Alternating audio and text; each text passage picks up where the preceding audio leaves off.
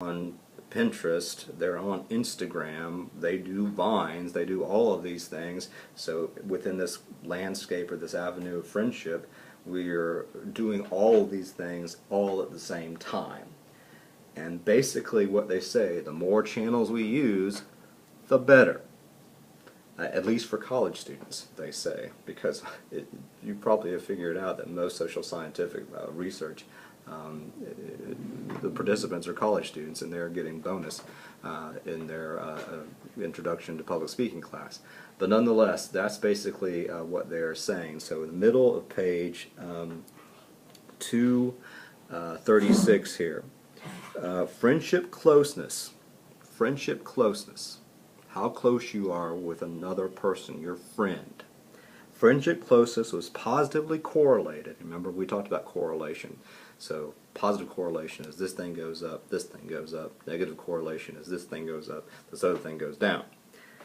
Positive friendship closeness was positively correlated with the number of channels used for communication, as well as the frequency of communication via these channels. So the more channels you use, and the more frequently you use these channels, the closer the friendship. The more you text and Facebook and whatever, the closer that friendship is perceived. That's what it says. And also, one of the things that I think is really, really interesting here, they move back to sort of telephones, this new contraption. But again, they're talking about mobile phones for the most part. But Stevie Wonder was right all along. Calling somebody is important.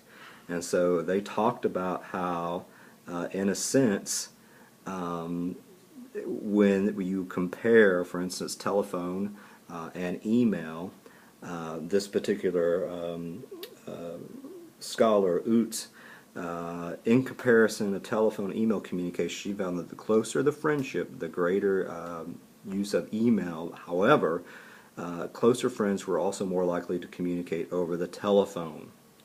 In analyzing the content of email and telephone communication, Utz found that the closer the friendship, the more intimate the telephone conversations. However, emails do not increase in intimacy, indicating that personal matters are still discussed on the phone.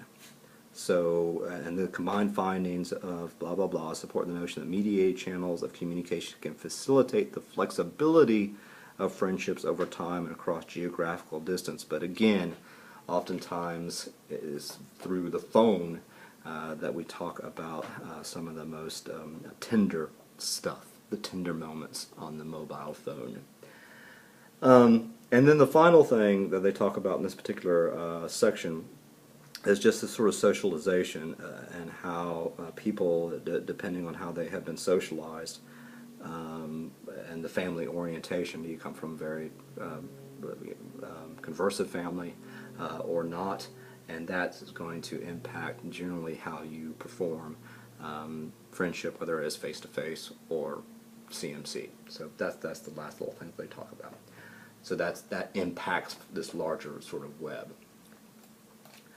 Now, the future of friendship. Slide 16. My cynical perspective there. As all these chapters have been doing, they sort of are offering the future of research in the areas. So basically what they're saying is we need, as every chapter has been saying, we need more research because this is sort of a new area. So one of the questions they pose, how does geographically close as well as long distance friends both use sort of face-to-face and CMC, how does all that give us sort of the social type of support that we need? Is it different? Yeah, obviously so. But you know, the more we research this, the more we'll find out how we get the social support that we need through CMC. And also they talk about types of friends and how CMC sort of helps. They talk about active friends, dormant friends, commemorative friends. They talk about clicking cousins, which I thought was pretty interesting. And there's lots of questions that I'll let you read there. But it's really interesting. So basically all they're saying is that they are speculating on future research and how CMC, or the questions that we need to ask about CMC when it comes to friendship maintenance, and this whole larger idea of friendship as flexible. And then they also talk about, I'll let you read this as well, but the different ideas about issues of gender, and how males and females tend to use CMC, and how they approach geographically close friendships versus long-distance friendships. On the bottom of page 238 basically says, for instance, the current authors, that is the people who are writing this particular chapter, argue that male and female long-distance friendships should be more similar than male and female geographically close friendships. Research based on geographically close friends find that female friendships tend to focus on self-disclosure, no kidding, while male friendship focus on shared activities, no kidding.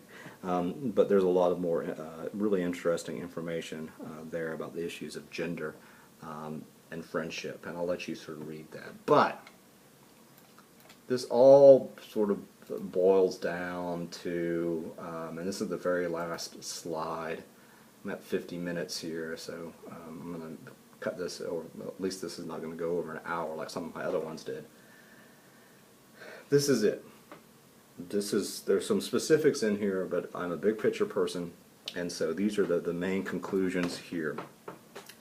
Flexibility all the time. We need to reconsider the idea of what friendship is. Friendship as some sort of always there, sort of fragile type of relationship that develops a certain way and then deteriorates and dies in a certain way. All that stuff, at least from this perspective, is gone or should be gone, or we shouldn't be thinking about friendship in that way anymore. Friendships are flexible.